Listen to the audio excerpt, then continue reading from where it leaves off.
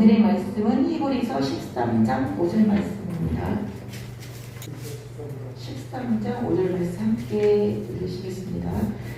돈을 사랑하지 말고 있는 바를 족한 줄로 알아. 그같이 말씀하시기를 내가 결코 너희를 버리지 아니하고 너희를 떠나지 아니하리라 하셨느니라. 아멘. 네, 있는 바를 족한 줄로 알라. 이 말씀으로 박태철 목사님 전해주셨습니다.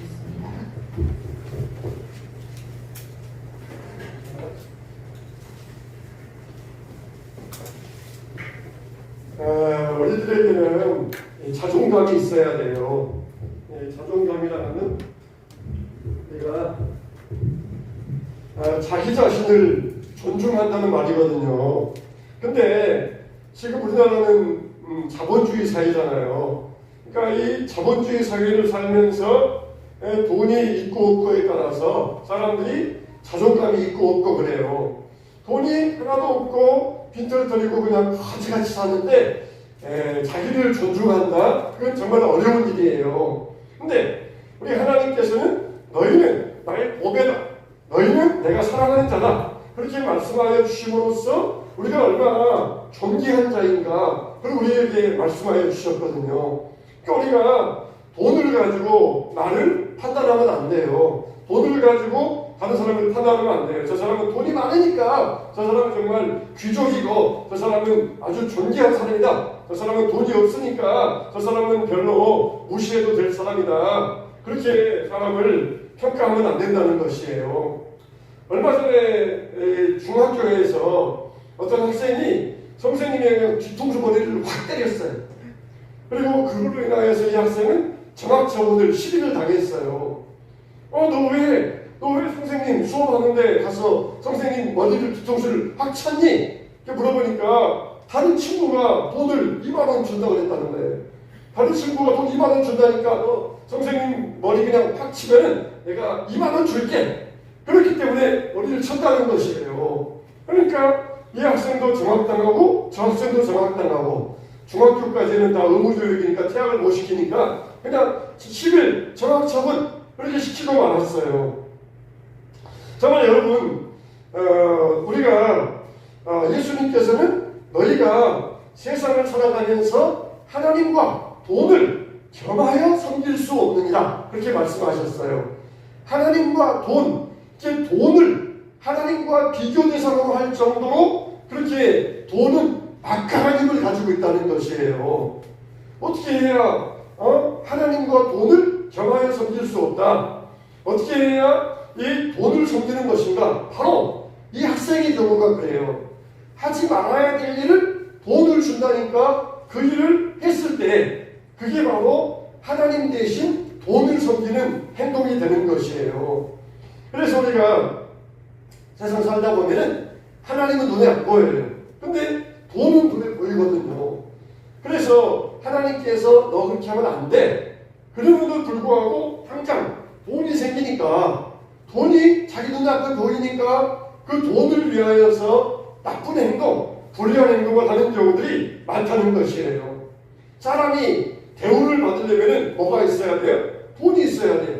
돈이 있으면 어디 가서든지 대우를 받을 수가 있어요.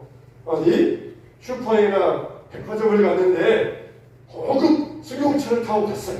그러면은 주차원이 여기 좋은 자리에 주차하세요. 그런단 말이에요. 그런데 아주 그냥 낡은 차를 타고 갔어요. 그러면 주차원이 손짓만 하면서 저 지하로도 내려가세요. 그렇게 말한단 말이에요. 그렇게 사람이 돈이 있으면 어디 가나 대우를 받으니까 사람들이 돈을 가지고 돈을 얻으려고 그래. 그런데 하나님과 재물을 겸하여 섬길 수 없다. 분명히 말씀하셨거든요. 재물을 겸하여 섬긴다. 이거는 옳지 않는 방법으로 돈을 벌려고 하는 것. 그걸 말씀해요. 옳지 않은 방법, 부정한 방법으로 돈을 벌려고 할 때 그게 바로 재물을 섬기는 거야. 그게 하나님 대신 돈을 섬기는 행동이야. 그러면 안 된다. 그렇게 하나님이 우리에게 말씀해 주셨거든요.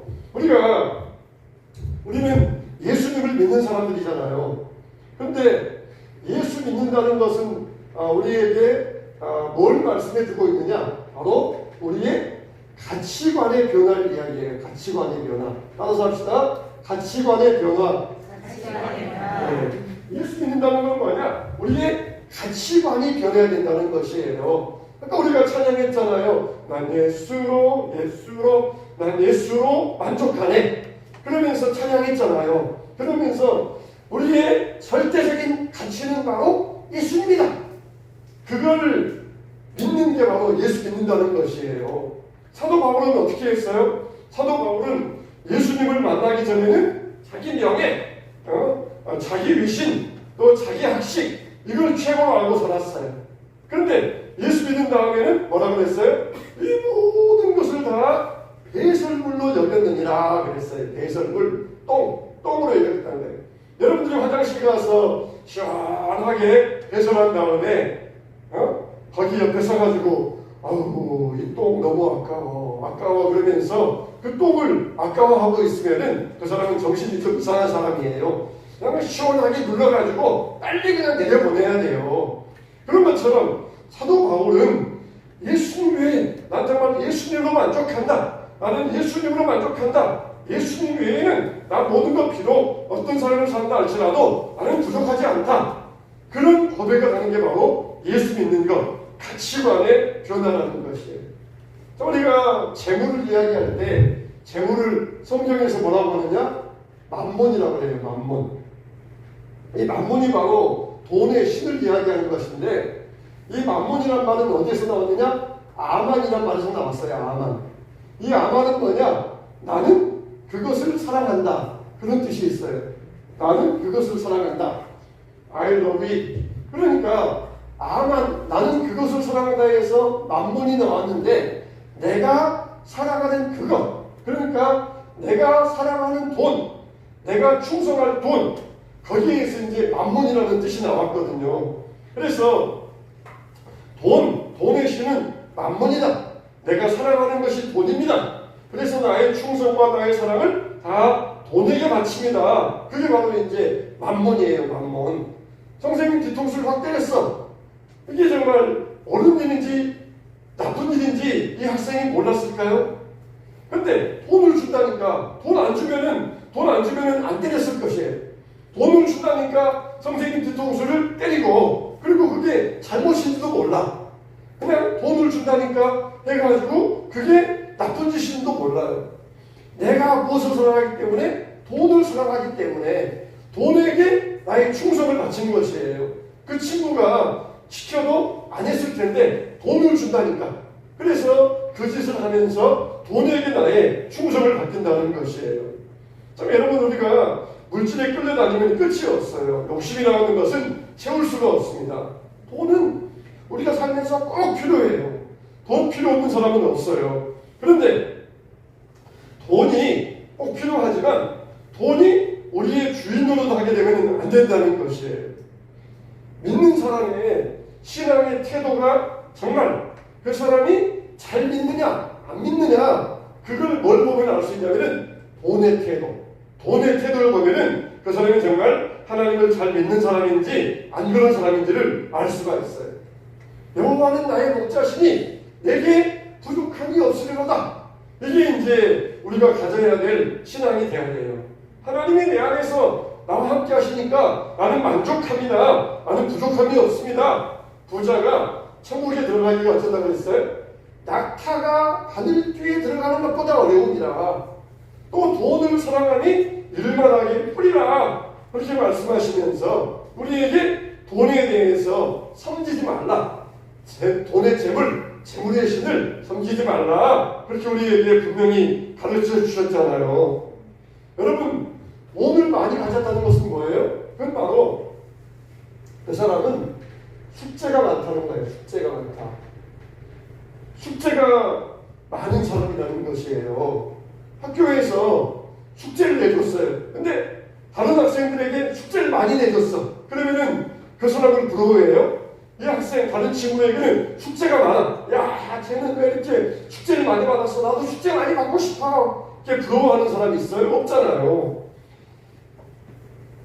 우리가 이제 공부를 많이 하면 할수록 뭐가 생기냐면은 숙제가 많이 생겨요.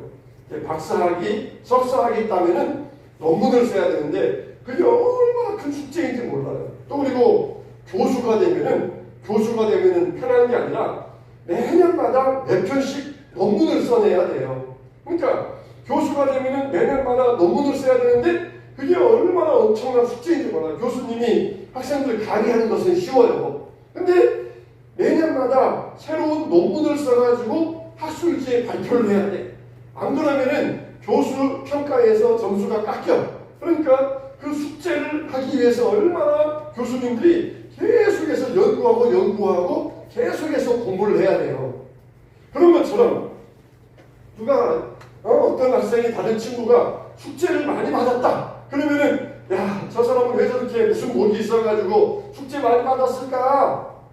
그렇게 여러분 생각 안 하는 것처럼 우리가 물질을 볼 때에도 그와 똑같다는 것이에요. 하나님이 우리에게 돈을 주셨다는 것은 우리에게 숙제를 많이 내주신 거예요. 너 이거 가지고 네 맘대로 써! 그게 아니라 이거 가지고 하나님의 사명을 위해서 사용해야 된다? 그렇게 우리에게 숙제를 내주셨기 때문에 이 돈이라고 하는 것은 아마 우리에게 있어서 그런 가치관이 되어야 된다는 것이에요. 근데 우리가 이런 것들을 생각해 볼 수 있어야 되는데 미국에 가면은 월마트라고 하는 창고형 매장이 있어요. 이 월마트를 설립한 사람이 누구냐면은 샘 월튼이라고 하는 사람이에요. 근데 월마트 창고형 매장을 미국에서 최초로 설립해가지고 장사하는데 너무너무 잘 돼. 사람들이 인테리어도 없고 그냥 필요한 물건 싸게 파니까 거기 와서 물건을 다 사가는 것이에요. 그래가지고 막 체인점을 내는데 미국에다가 막 체인점을 막 넓혀가기 시작한 거예요. 근데 부인이 헬렌 월튼인데 부인이 옆에서 가만히 보니까 이거 창고형 매장을 늘려가기 위해서 남편이 그걸 위해서 얼마나 애를 쓰는지 안 되겠어요. 그래가지고는 남편에게 조언을 했어요. 충고했어요. 여보, 지금 우리가 있는 것으로 충분하니까 당신 이렇게 일하다가 당신 죽게 생겼으니까 이제는 더 이상 매장을 넓히지 맙시다. 그렇게 남편에게 충고를 했어요. 근데 그렇게 부인이 눈물 흘린 충고를 했는데도 남편이 안 들은 것이에요. 나중에 헬렌 월튼이 자기 자서전에다가 자서전 이런 걸 썼는데 우리 남편 샘 월튼이 미국에서 창고형 매장 19번째를 개관했을 때 우리 남편은 끝까지 그치지 않을 것이라는 것을 나는 알게 되었다 그랬다는 것이에요. 19개.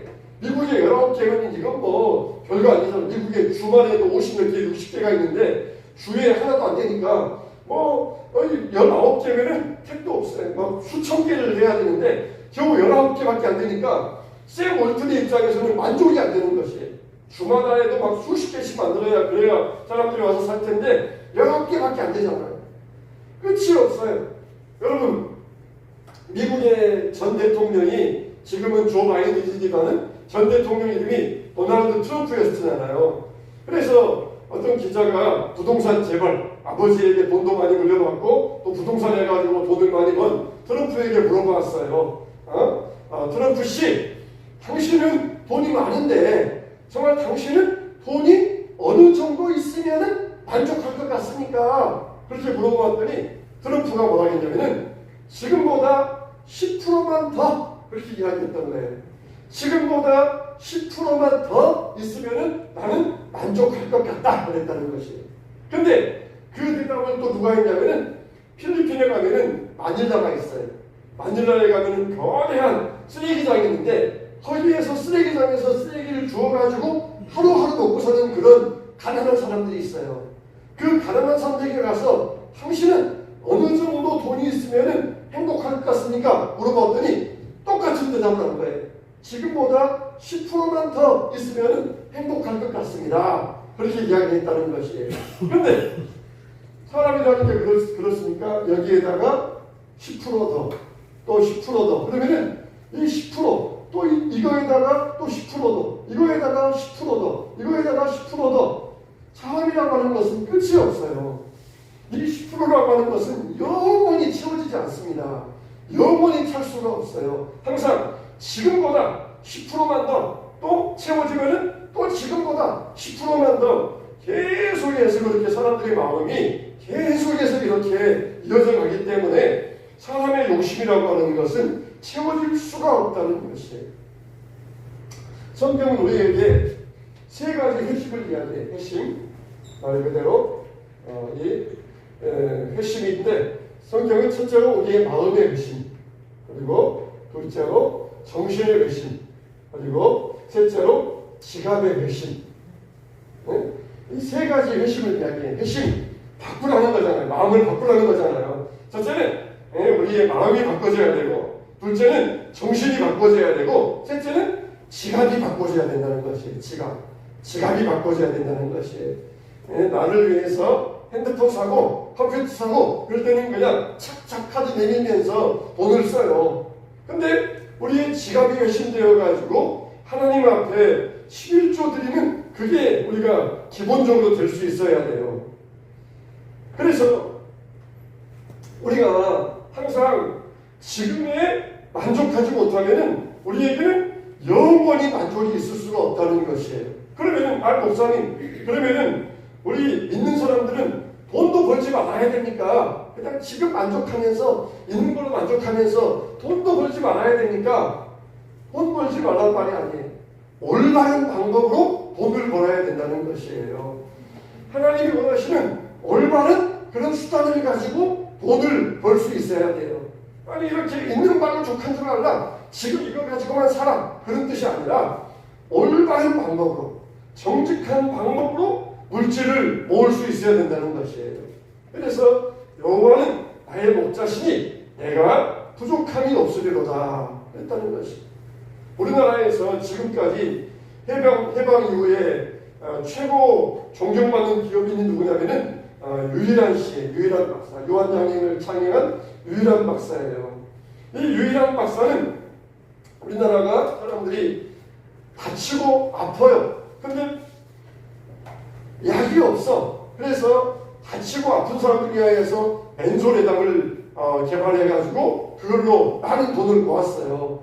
근데 독재정권 시대에 나라에다가 정권에다가 기부해라. 그러니까 유일한 씨가 그럴 돈 없습니다. 그러면서 독재정권에 기부하는 것을 딱 거절해버렸어요. 그러니까 독재정권에서 세무조사를 보낸 것이에요. 기업마다 세무서에서 와가지고 세무조사하면은 안 걸릴 기업이 없어요. 근데 아무리 나와가지고 세무서원들이 나와가지고 아무리 유한장이 그렇게 교수해봐도 털어도 먼지 나올 게 아무것도 없어요. 그래서 나중에 가서는 정말 우리 유한장님은 정직한 기업이다 그래가지고는 정부에서 유한장에다가 표창을 주었어요. 세무적으로 정직한 기업이다, 납세, 우수다, 납세자다 그러면서 표창을 주었어요. 우리가 돈을 벌어도 이렇게 돈을 벌 수 있어야 돼요. 학생들에게 물어보면 그래요. 야, 내가 너한테 10억 줄게. 나 대신 감옥 가서 1년 살다 와. 그럴 수 있어. 그러니까 10명 중에 9명이 그렇게 하겠다는 것이에요. 10억 주면은 1년 가서 감옥 살리는 거 나 문제 없어. 그러면서 10명 중에 9명이 그렇게 하겠다는 것이에요. 그게 바로 뭡니까? 하나님 아니라 재물을 신으로 섬기는 것이에요.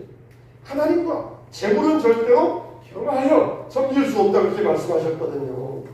우리가 하나님을 섬기는, 물질을 섬기지 않는 제일 좋은 병이 바로 뭐라고 했어요? 11조예요. 11조는 내 10분의 1을 하나님께 드리겠습니다. 그게 아니라 내 전부가 하나님의 것입니다. 그런 뜻이에요. 그래서 존 웨슬리 목사님은 이제 이 연봉을 받으면서 그런 맹세하셨대요. 나는 앞으로도 28파운드를 가지고 1년에 살겠다. 그런 맹세하셨대요. 그래서 처음에는 목사님 월급을 주는데 연봉이 30파운드예요. 그러니까 28파운드는 생활하고 2파운드는 헌금했어요. 나중에 이분이 이제 책을 써가지고 인세가 나오니까 어느 정도까지 이 연봉이 불어났냐면 1,400파운드까지 불어났어요. 그런데도 불구하고 자기는 계속해서 28파운드를 가지고 생활하고 나머지를 다 하나님께 드렸다는 것이에요. 그러니까 내 인생에 있어서 내 돈 전부는 내 것이 아닙니다. 하나님의 것입니다. 그렇게 고백한 이런 존 웨슬리 목사님의 그런 모습이에요. 우리는 참 다 그러기는 힘들 거예요. 우리는 그러기 힘들 거예요. 30파운드 받을 때도 28파운드, 1400파운드 받을 때도 28파운드. 그러기 힘들 거예요. 그런데 내가 항상 내 정신만은 내 모든 것은 다 하나님의 것입니다. 그런 정신을 절대로 잊어서는 안 된다는 것이에요. 미국에 콜케이트라고 하는 치약이 있잖아요. 이 콜케이트는 내 수입 가운데 10의 1조가 내 생활비고 10의 9조가 하나님의 것입니다. 그렇게 하나님 앞에 드렸다는 것이에요. 또 펜이라고 하는 이 백화점 왕은 사업해가지고 실패했을 때 펜이라고 하는 이름 앞에 JC, 지저스 크라이스트 이름을 붙여가지고 JC 펜이라고 하는 잡화점을 시작했어요. 나중에 JC 펜이가 백화점 왕이 되었는데 나의 모든 사업은 지저스 크라이스트, 예수님의 사업입니다. 그렇게 고백을 하면서 하나님께서 부어주시는 큰 축복을 누릴 수 있었다는 것이에요. 영화 배우 가운데 오드리 헵번이 이런 시를 썼거든요. 자기 자식에게 아들에게 마지막 유언을 하면서 이런 시를 써서 한번 제가 들려줘볼 테니까 한번 잘 들어보세요. 오드리 헵번이 나중에는 늙어서는 아프리카에 가서도 기부도 많이 하고 보호사업도 하면서 그렇게 인생을 마쳤는데 아들에게 남긴 유언이 시로 되어 있어요. 한번 읽어보겠습니다. 아름다운 입술을 갖고 싶다면 친절한 말을 하라. 사랑스러운 눈을 갖고 싶다면 사람들 안에 있는 선한 것을 찾으라. 날씬한 몸매를 갖고 싶다면 그대의 음식을 배고픈 사람들과 나누라. 예쁜 머리결을 갖고 싶다면 하루에 한 번씩 어린아이가 그대의 머리를 쓰다듬게 하라. 아름다운 모습을 갖고 싶다면 그대는 결코 혼자 걷는 게 아님을 명심하여 걸어라. 어떤 누구도 내버리지 말라. 도움의 손길이 필요할 때 그대는 그것을 자신의 팔끝에서 찾을 수 있다는 것을 기억하라. 그대가 나이가 들면서 그대의 손이 두 개라는 것을 발견할 것이다. 하나는 자신을 위한 것이고 또 하나는 이웃을 돕기 위한 손이라는 것을.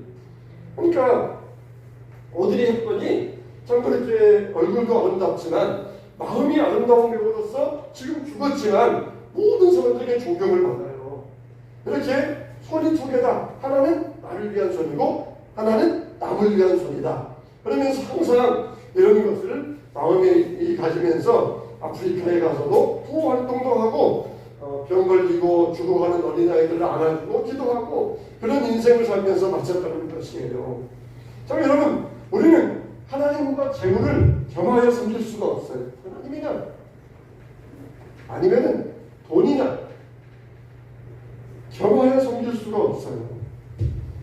정말 하지 말아야 할 일을 돈 때문에 했던 그 학생처럼 내가 뭐 하나님 아니라 돈을 섬기기 위해서 그랬으니까 그냥 돈 준다니까 그냥 아무런 생각 없이 그랬어요.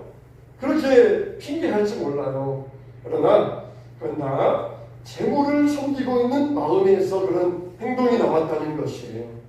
자, 우리는 여호와는 나의 목자시니 내게 부족함이 없으리로다. 그러면서 하나님께서 주신 것으로 있는 바로 만족할 수 있어야 돼요. 그렇지만 돈 벌지 말라 그런 뜻이 아니에요. 열심히 우리가 일하고 부정한 방법으로 나쁜 방법으로 돈 벌지 말고 하나님께서 나에게 주는 축복을 구하세요. 여러분들이 하나님께 축복을 구하세요. 하나님 나에게 축복 주세요. 그래서 하나님 나 축제 받아가지고 어려운 사람 돕고 좋은 일 많이 하고 싶습니다. 그럴 때 하나님께서 축복해 주시고 그 사람에게 필요한 물질도 주셔요. 맨날 짜증내면서 불평하는 사람에게 용돈 주고 싶겠어요? 맨날 왜 이것밖에 없어요? 그러면서 우는 소리 하는 사람에게 용돈 주고 싶겠어요? 필요한 사람에게 그 용돈을 잘 쓰는 사람에게 용돈 주는 것처럼 하나님도 마찬가지예요. 그래서 우리가 이 세상 살아가면서 하나님께서 우리에게 더 좋은 곳으로 더 큰 것으로, 더 풍성한 것으로 여러분과 여러분 자녀들에게 부어주시기를 주님의 이름으로 축원합니다.